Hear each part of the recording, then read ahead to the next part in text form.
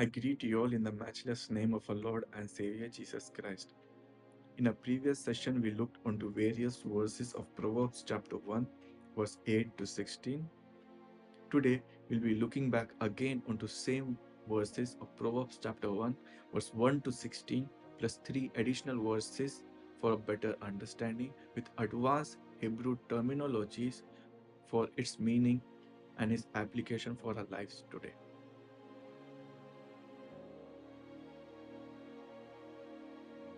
Starting with Proverbs chapter 1, verse 1. It says, the proverb of Solomon, son of David, king of Israel.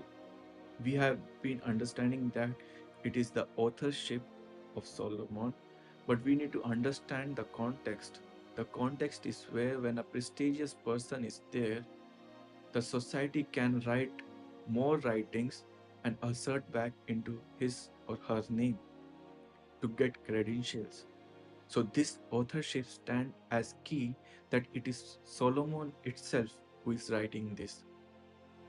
And it is in the aspect where he is making a three-chain authorship, that he is Solomon, he is the son of David, and he is the king of Israel, giving us the complete authorship and the understanding that all the proverbs that has been penned in book of Proverbs, it is from him coming from.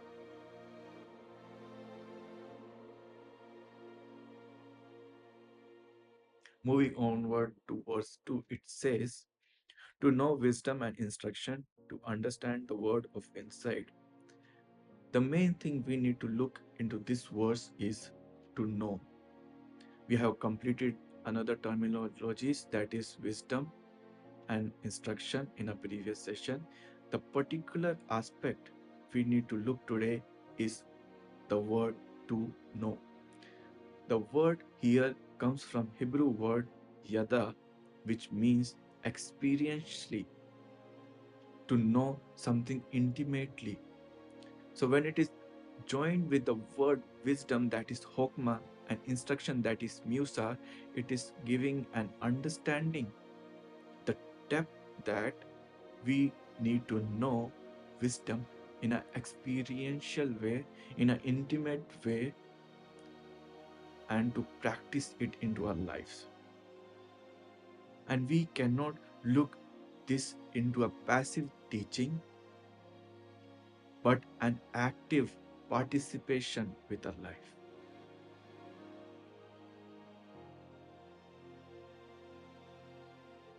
Moving forward to verse 3, it says that to receive instruction in wise dealing, in righteousness, justice, and equity.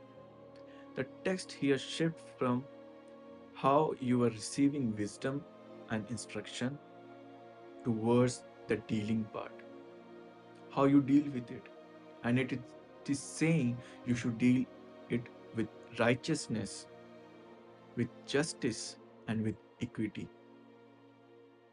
The word righteousness comes from the Hebrew word sedek, which gives and comes from the concept of measuring rod.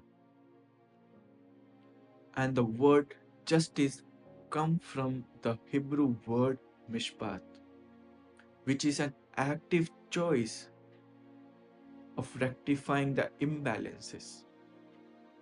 And justice comes from the Hebrew word meshrem, which is a path which is straight or level.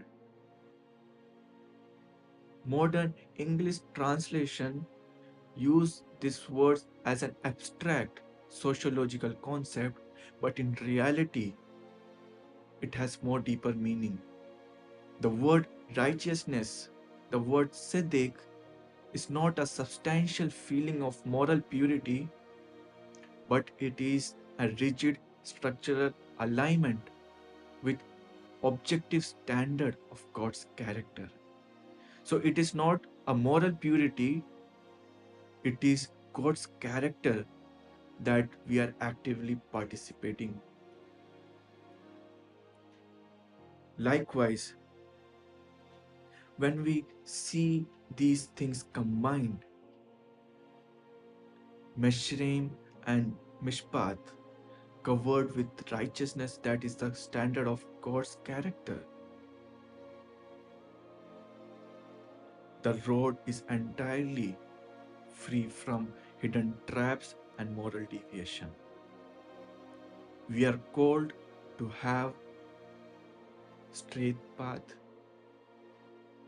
We are called to have righteousness that is the God's character.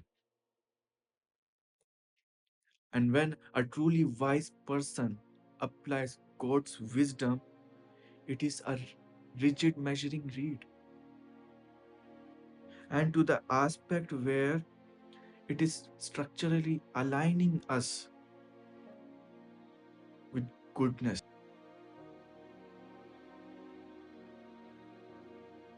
Moving forward to verse 4, we see to give prudence to the simple, knowledge and discretion to the youth.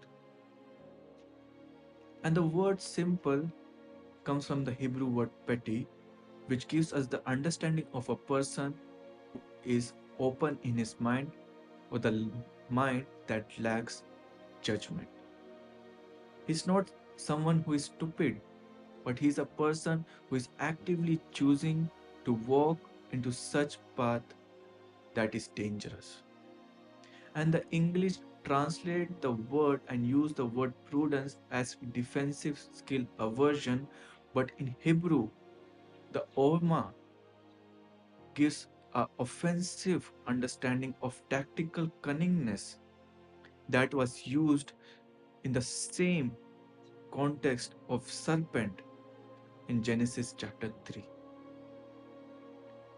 And the word discretion, the word mizma in Hebrew, gives us the understanding of polite silence for actively choosing and creating the path through chaos, which gives us the understanding that how we must learn to make our own path in tough situation and how we need to be critical onto the influences in our life so that we can understand the deception of this world.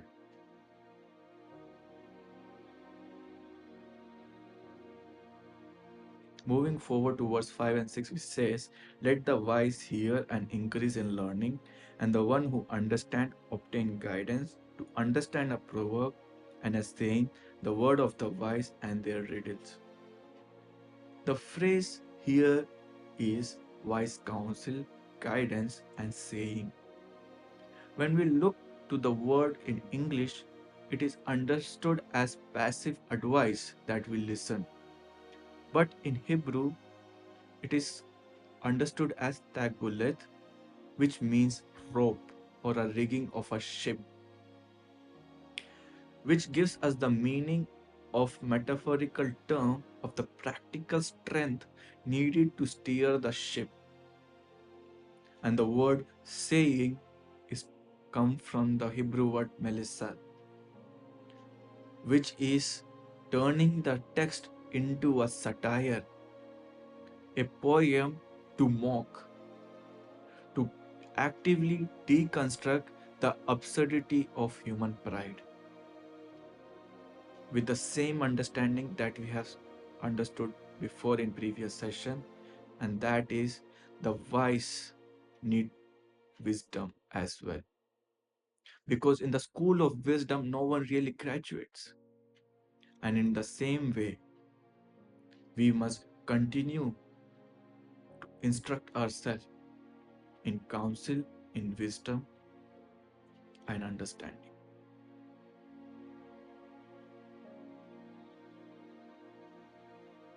Moving forward to verse 7, which says, the fear of the Lord is beginning of knowledge, fool despise wisdom and instruction.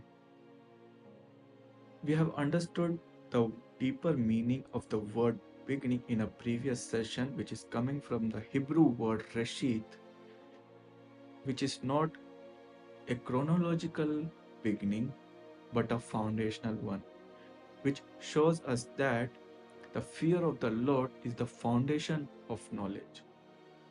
And the fool who despises wisdom and instruction have complete different dimension.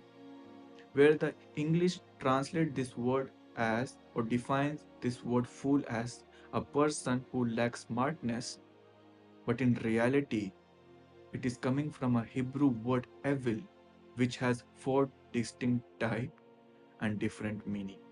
And that is first, a person who has stubbornness. Second, a person who is arrogant. And a third, a person who has thick brain. Four, a person who have moral deficiency. And in Hebrew, it is not a person who lacks smartness or who is not intelligent, but it is a person who despise. And the word despise comes from the Hebrew word bus. It is an active choice to hate the instruction that is issued from God. And it gives a stronger meaning in our lives today, that is, all our wisdom, all our skills, and all our knowledge is completely useless if we do not submit to God. Because true knowledge asks us to surrender into the reality of God.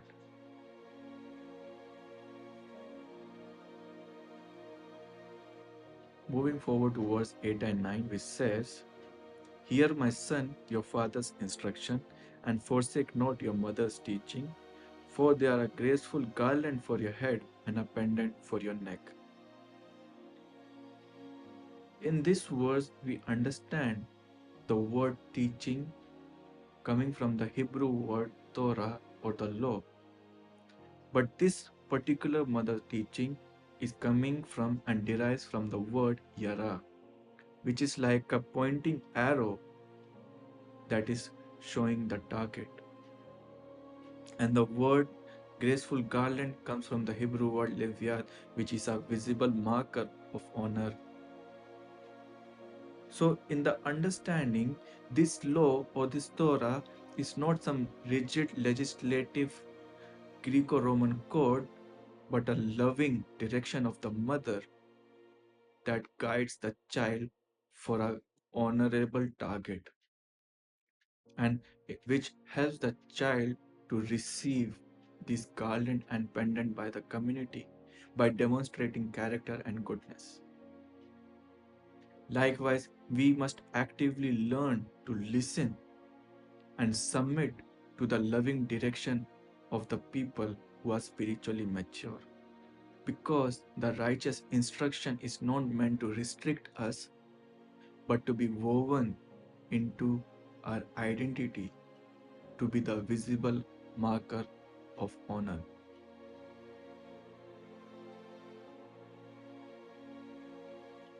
Moving forward to verse 10 to 14, which says, My son, if sinner entice you, do not consent. If they say, Come with us, let us lie in wait for blood, let us ambush the innocent without reason, like Sheol, let us swallow them alive. And whole, like those who go down to the pit, we shall find all precious goods. We shall fill our houses with plunder. Throw in your lot among us, we will have one purse.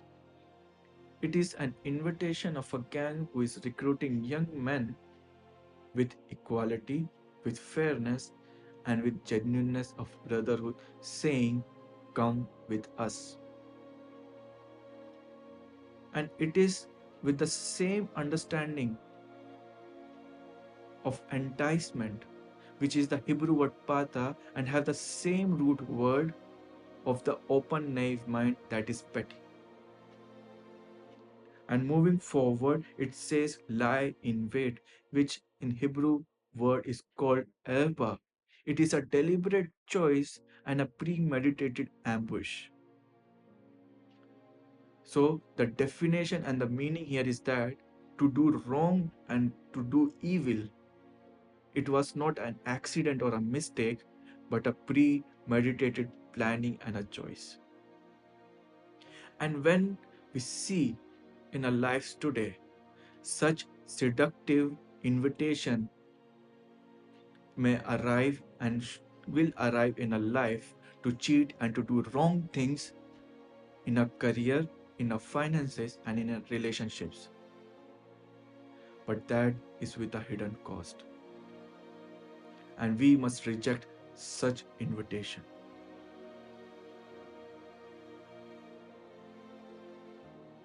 Moving forward with verse 15 to 19, which says, "My son, do not walk in the way with them, hold back your foot from their path, for their feet run to evil, and they make haste to shed blood. For in vain is net spread in the sight of any bird, but these men lie in wait for their own blood. They set an ambush for their own lives. Such are the ways of everyone who is greedy for unjust gain. It takes away the life of its possessors." When we look this text carefully, the Hebrew word for the bird is Bal Kanaf.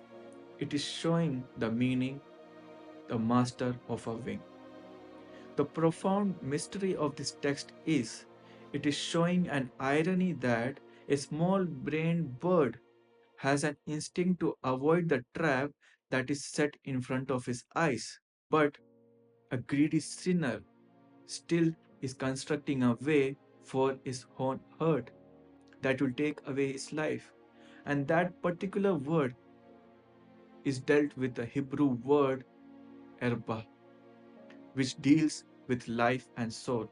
So the greedy sinner is deliberately making ways that will take away his life. And we must learn from this in our lives today. And we must recognize the pattern of sin, that it will never reveal its full self. And we must continuously walk into the path of goodness. Because greed and corruption are self consuming poison that will devour us and will take our life in its totality. And continuing with that, we will look into various verses in our coming session. For today, may God bless you all. Glory be to God.